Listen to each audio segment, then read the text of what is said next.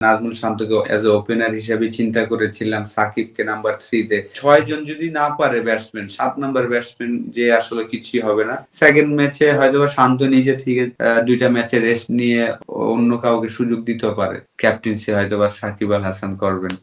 Coach এবং management সবাই হয়তোবা সাকিবকে রিকোয়েস্ট করে ক্যাপ্টেন্সির জন্য বলতে পারে। শান্তরও আমার মনে হয় যে একটা ব্রেকের প্রয়োজন, একটা বাইরে থেকে খেলা দেখা প্রয়োজন।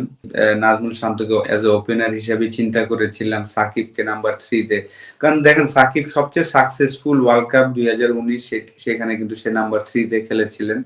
তো আমাদের যদি ওয়ার্ল্ড কাপে ভালো কিছু করতে হয় ডেফিনিটলি আপনাকে মূল প্লেয়াররা বিশেষ করে সাকিব, মাহমুদুল্লাহ তারা যত বেশি বল খেলবে বাংলাদেশের জন্য তত ভালো হবে। তারা যদি পিছনে যেয়ে খেলতে চায় তাহলে টিমের রেজাল্ট হবে না। তাদের ব্যক্তিগত পারফরম্যান্স হয়তোবা হতে পারে। কিন্তু টিম রেজাল্ট পেতে হলে আমি মনে করি যে সাকিব, মাহমুদুল্লাহ তাদের বেশি বল খেলা উচিত। তৌহিদ হৃদয় খুব ভালো ফর্মে আছেন, তারও বেশি বল খেলা উচিত। আমরা এবারের বিপিএল এ কিন্তু দেখেছি যে তৌহিদ হৃদয় কিন্তু নাম্বার 3 তে ব্যাটিং করেছেন। তো আসলে সবসময় আমাদের প্ল্যানটা ওয়ার্ল্ড কাপের সময় যাওয়ার পরে এই জিনিসগুলো আমরা করাটা আসলে ঠিক না। এটা যদি আমরা আগে থেকে করতে পারতাম খুব ভালো হতো। আ এখন আবার এত রোটেশন করবে কিনা আমি ঠিক জানি না। কিন্তু আমার মনে হয় যে আসলে আমাদের ৭ টা ব্যাটসম্যান খেলা মানে ওয়েস্ট অফ টাইম। আপনার বোলিং অপশন যত বেশি বাড়াবেন কারণ আ ৬ জন যদি না পারে ব্যাটসম্যান, ৭ নাম্বার ব্যাটসম্যান যে আসলে কিছুই হবে না। আপনাকে যাদের খেলাচ্ছেন তাদের উপরেই দায়িত্ব দিতে হবে। যেহেতু রিশাদ ভালো ব্যাটিং করতে পারে, শেখ মেহেদী ভালো ব্যাটিং করতে পারে, তাহলে আপনার এক্সট্রা ব্যাটসম্যান খেলানোর কোনো মানে নাই আমার কাছে মনে হয় না। সেকেন্ড ম্যাচে হয়তোবা শান্ত নিজে থেকে ২ টা ম্যাচে রেস্ট নিয়ে অন্য কাউকে সুযোগ দিতেও পারে। দেখেন সেকেন্ড ম্যাচে আমার কাছে মনে হয় যে এটা আমি একদমই একমত না যে রাতারাতি চেঞ্জ করা ১ ম্যাচ পরেই। তারপরেও আমার মনে হয় যে হয়তোবা আমরা তানজিম তামিমকে নিয়ে আসতে পারি এবং ম্যানেজমেন্ট সাহস করতে পারছেন না যেহেতু ৭ টা ব্যাটসম্যানই খেলবেন।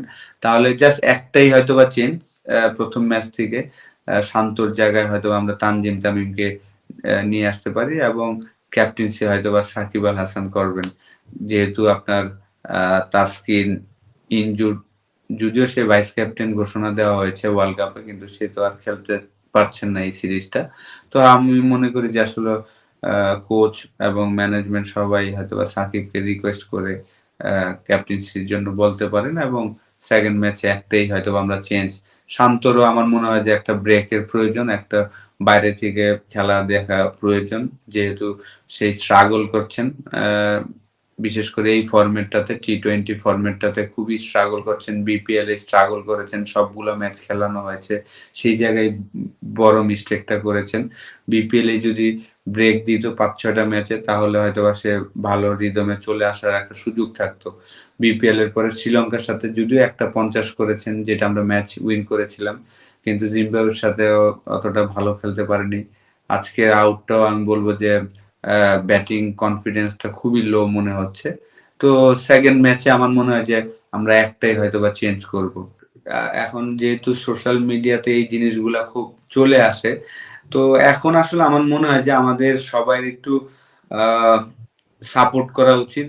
ওর তো এই স্ট্রাইক রেট আমরা সবাই জানি, ঠিক না? আমাদের দেশে তো প্রবলেমই হয়ে যায় একটা ফরম্যাটে আপনি ভালো খেললে আমরা সব ফরম্যাটে বিবেচনা করে ফেলি এবং আ একটা রান করলে আমরা সবকিছু ভুলে যাই। তো এখন যেহেতু ওয়ার্ল্ড কাপের চলে গিয়েছে, এখন তো আসলে আর চেঞ্জ করার কিছু নাইও। তো এখন আমাদের এই স্ট্রাইক রেট নিয়ে এই ক্যাপ্টেনকে আমাদের আসলে সবাইকে সাপোর্ট করতে হবে। আশা করি শান্ত আ আরকি একটু সময় নিবেন। জানি যে প্রচুর হার্ড ওয়ার্কার, অনেক হার্ড ওয়ার্ক করেন। কিন্তু উইকেটে যেয়ে হয়তোবা একটু সময় নিতে হবে। ১১ বলে হয়তোবা ৩ রান করে ডাউন দ্য উইকেট গিয়েছেন যেটা আমার কাছে মনে হয়েছে যে এগেইনস্ট দ্য স্পিন না গেলেও পারত। কারণ বোলারটা কিন্তু ভালো বল করছিলেন। খুব চমৎকার পেসে বল করছিল এবং স্পিন হচ্ছিল। তো আ ভালো বোলারকে আপনি রেসপেক্ট দিতে হবে। ডেফিনিটলি হয়তোবা অন্য কোনো শটস তাকে চিন্তা করতে হবে যে যেই শটটা দিয়ে সে পাওয়ার প্লেতে ব্যাটিং এ আসলে রান করবেন সেই চিন্তা করে খেলতে হবে। আহ, এই ফরম্যাটটাতে আসলে স্ট্রাগল করছে। সত্যি কথা, আপনি যদি দেখেন যে টি-20-তে সে স্ট্রাগল করছে।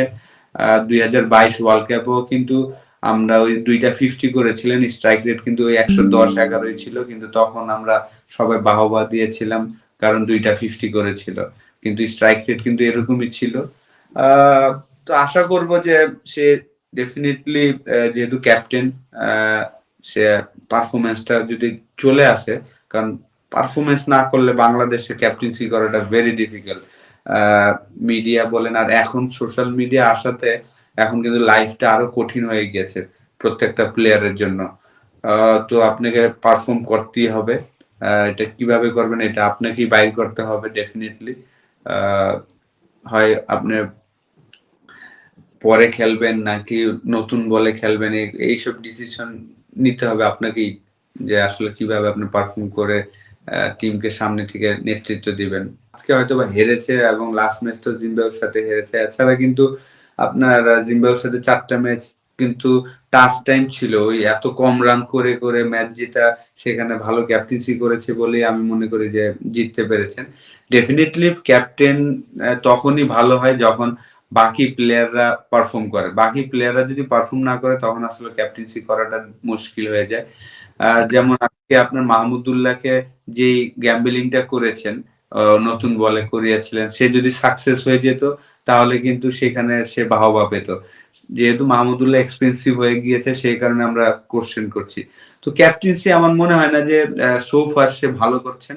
বোলিং রোটেশন যাই বলেন, একটা দুইটা ভুল হতেই পারে, এটা রেজাল্ট না আসলে তখন আমরা প্রশ্ন করবই যে এটা ভুল হয়েছে, কিন্তু রেজাল্ট আসলে কিন্তু আবার এটা কি আমরা বলতাম যে ব্রিলিয়ান্ট ক্যাপ্টেন্সি।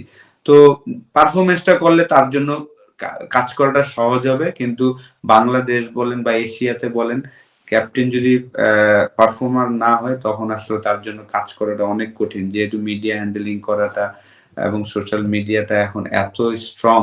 তো সেই জায়গায় তাকে ব্যাট থেকে রান আসতেই হবে, তার ব্যাট থেকে রান না আসলে তার জন্য আসলে খুব টাফ টাইম যাবে ওয়ার্ল্ড কাপ।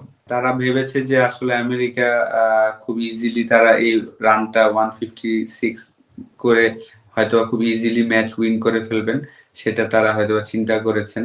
আহ, যদিও ভেবেছেন যে আসলে দেখেন আজকে 6 নাম্বার বোলার হিসেবে কিন্তু মাহমুদুল্লাহ ছিলেন টিমে, জেনুইন 5টা বোলার ছিল এবং 6 নাম্বার বোলার হিসেবে মাহমুদুল্লাহ ছিল। সৌম্য সরকারও বল করতে পারে আমরা জানি, হয়তো বা অপশন যদি লাগতো, কিন্তু আমার কাছে মনে হয় যে আমাদের আহ, ওই জায়গাটায় সাকিব একটা ওভার বল করেনি, যদিও লেফট হ্যান্ডি ব্যাটসম্যান ছিল হয়তো বা শেষের দিকে, এই কারণে সে করেনি, কিন্তু ওই জায়গাটায় আমরা পিছিয়ে গিয়েছি। সাকিবের একটা ওভার না করাটা আমার কাছে মনে হয় যে আমাদের পিছিয়ে দিয়েছে।